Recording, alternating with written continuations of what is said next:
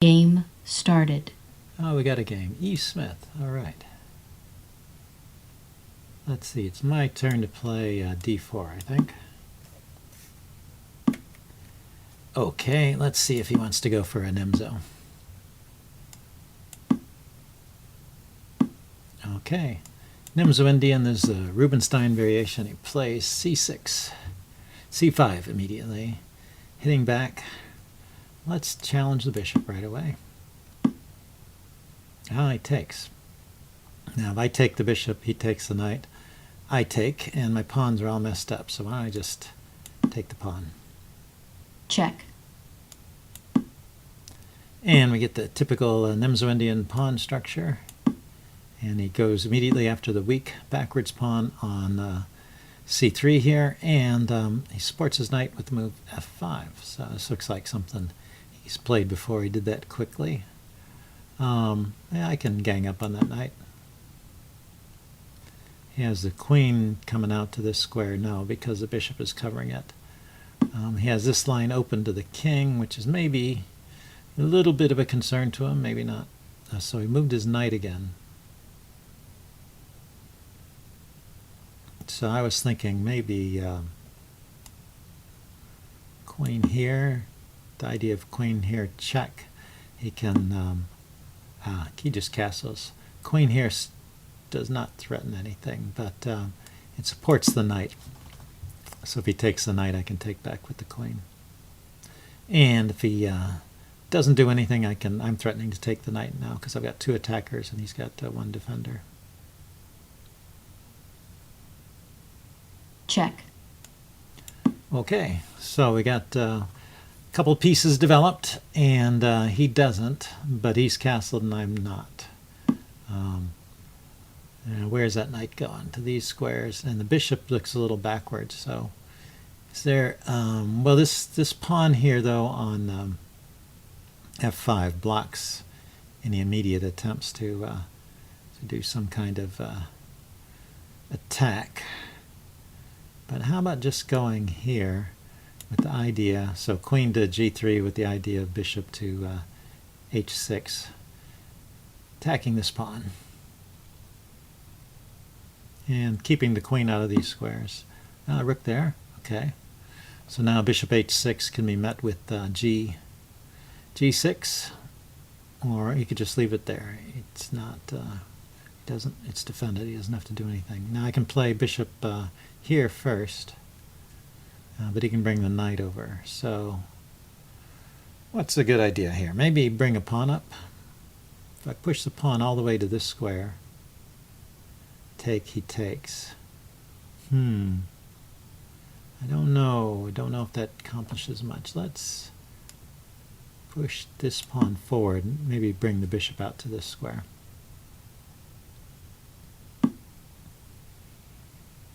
Knight can go there.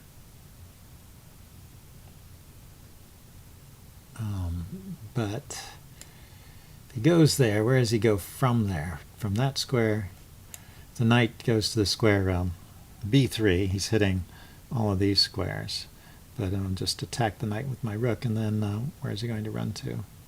He just has to go back. So I think there's no harm in playing this move.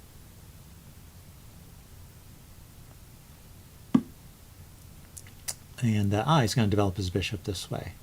So why don't I just castle and try and play for central dominance here. Get a rook here and then play this. Can I play this pawn to D4 right away? D5 takes, bishop takes, he takes. I play here, he takes, I takes, bishop takes. So I need more force, more force. Yeah, maybe I should just leave that as is.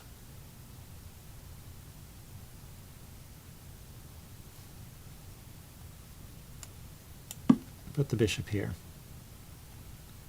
Just kind of blocking things up for him. Rook to Rook D1 is an idea. So he has the idea of playing rook to g6, and he was triangulating between the bishop and the rook. He's going to be hitting that square a couple times. So let's see, I guess I need to play f3. That's kind of a horrible move to play, but what you going to do? No, I don't have to move the queen there. I could move the queen here.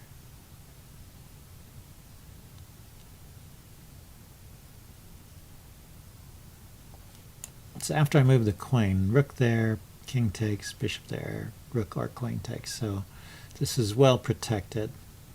That's well protected. He can bring his queen out, so I think queen here is a good idea. Stop him from infiltrating with this queen.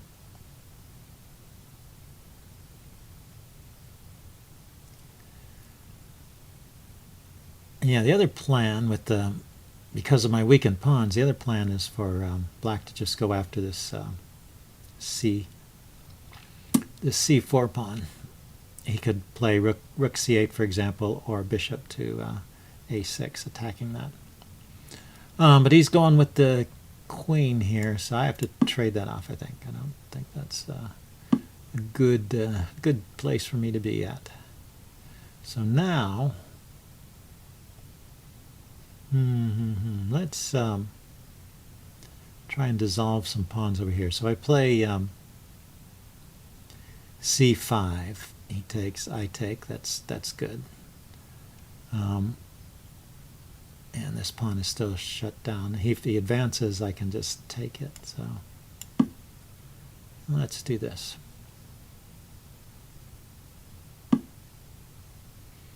He goes there first. Okay, I'm going to attack.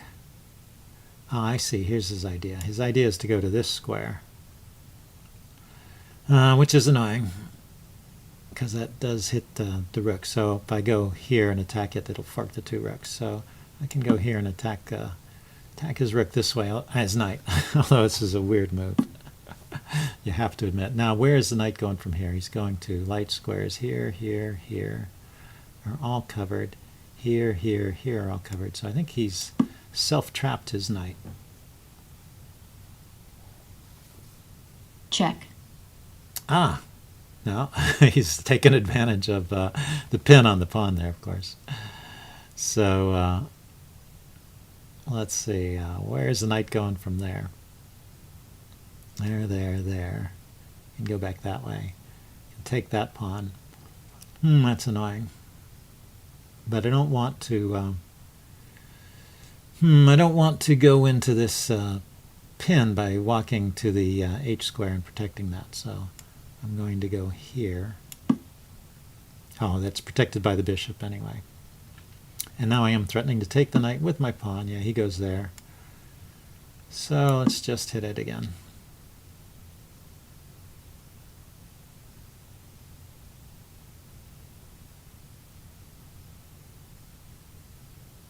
And so I'm just down a pawn, but that's not game over yet. There's still stuff going on in other sectors of the board. Yeah, he can just go back there. So why don't I can take this pawn. I can threaten the knight. I can threaten the rook. So there's a knight there is kind of an annoying move.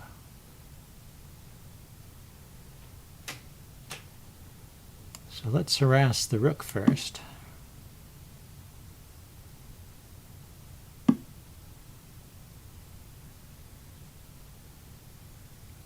Now, is this knight ever leaving this area?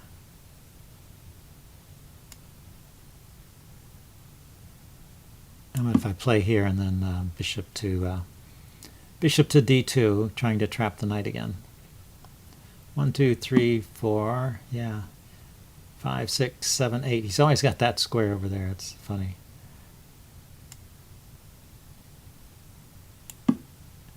But I can grab the pawn and use that to harass the rook again. If he plays knight to h2, which is the only move I see here, he can sack the knight because he's got the rook coming into this square. That's true. Check.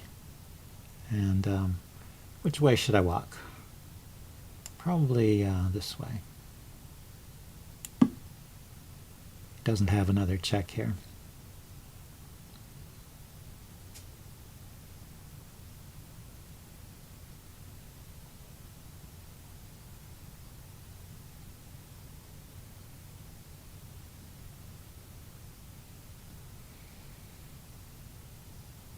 He can grab some pawns. He has compensation for the knight. Compensation for the piece. Okay. But that maybe was not a good move. I think just taking a pawn over here would have been good. So my idea is to grab this pawn over here. Grab those pawns while I can. He can push, and then I'll just come back. Might be better to trade.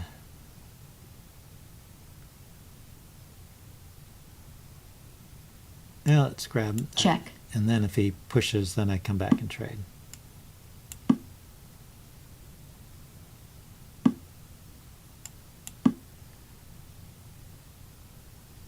That was forking the bishop and the rook, so he didn't have a lot of choice there.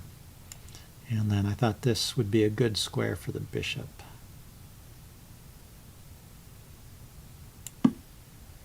Defends that pawn, and it's hard to dislodge from there, so then I can bring this rook over around and trade off his other rook. He can still grab a pawn over here, although when I take back I'm threatening. Threatening there. Okay, maybe I come with this.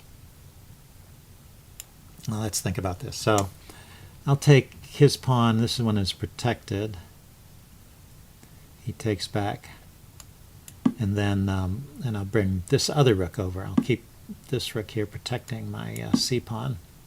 Bring the other rook over to harass his rook is basically trapped. His other rook.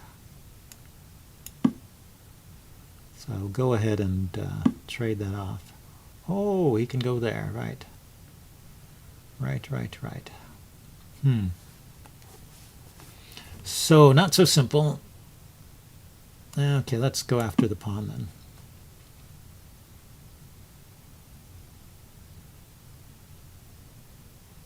If I can win this pawn, I can... Black resigns. Okay, well, good game. I thought maybe a little early to resign, but I think I have an edge here and would probably be able to win it. So good game, E. Smith, and I'll follow this up with a post-mortem video. See you guys then. Bye.